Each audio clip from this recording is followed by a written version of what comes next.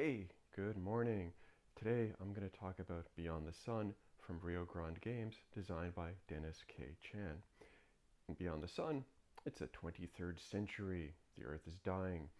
Humans have come together in the form of giant mega corporations to go out into the stars to seek out new worlds, to boldly go where no little meeple or cube has gone before. Beyond the Sun is, I guess, what you would call a Euro. It's a action selection game. Your turn, you get to do three things. The first thing is select and then do an action. The second thing you do is production. And the third thing that you get to do is achievements, if applicable. On your action turn, you take your little marker, you put it down on an action that you want to take. Starting off, the actions are pretty basic. You can explore a technology, which means you spend a population, you put it down, you pull up the event card from the technology you'd like to choose, read the event, apply the results, and then you go through the deck and you pull out cards until you find two that match the color of the technology that you have decided to research. When you find two that match the color, you choose one you want, you keep it. Well, you don't keep it, you put it back into that technology tree, and the unused cards go to the bottom of the deck.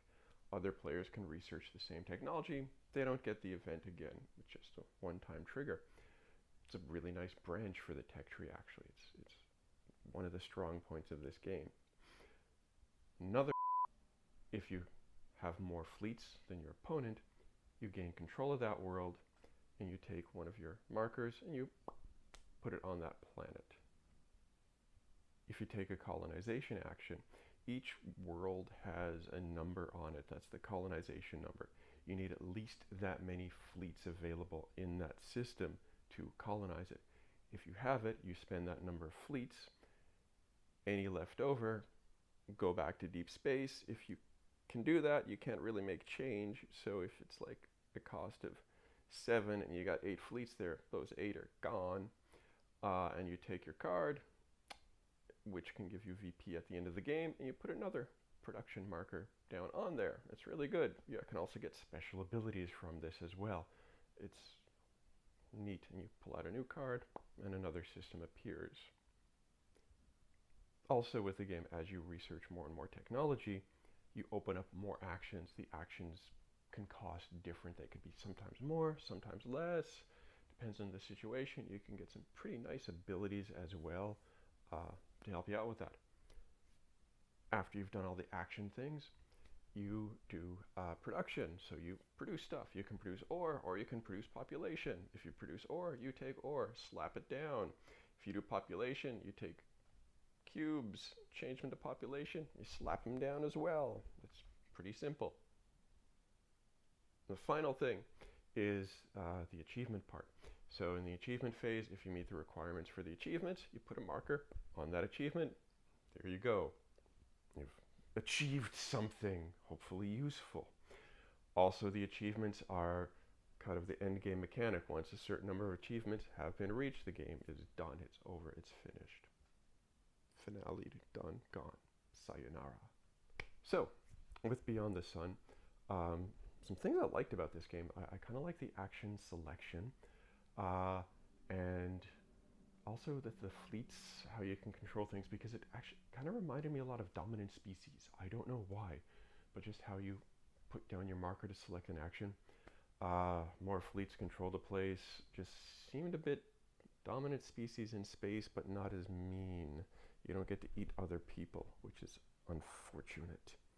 The tech tree is amazing. It's quite nice. It's the best tech tree I've seen in a game, like, ever. It's quite good. Really neat. It also seems to have like quite a lot of replayability.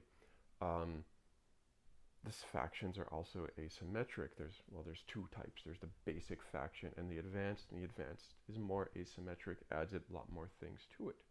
The game also plays fairly fast. It took us an hour and a half for our first game, which was pretty good, considering there was a lot of rules, bumbling and fiddling through the rule book and looking on BGG, which brings me to one of the negative things with the game, is that icon heavy. You have to look for the icons, find out what they mean. So not much of a learning curve. If you've played Euros, you pick it up fairly fast. It's, you know, like Race for the Galaxy. So that, a little bit fiddly the first couple of games to get used to it. That's one of the only drawbacks. That's actually the only thing that kind of didn't like about the game. Everything else I thought was fantastic. I thought it flowed well. The components are amazing. The dual layered boards are fantastic. The little die cubes you have that represent your population, your production, and your fleets is quite nice. It's really good, really nice game. The only other thing that I would gripe about is just me being gripey is you're supposed to be working together and like saving the dying Earth, but you're directly competing with each other. Like also a bit of military because you have fleets and you can boot somebody off of a system to take it over for yourself. That's not really cooperating to save the world. So it's space libertarianism. Also, if you do like Beyond the Sun, other games similar that you might enjoy are Space Corp from GMT. And also The Expanse is a fun game.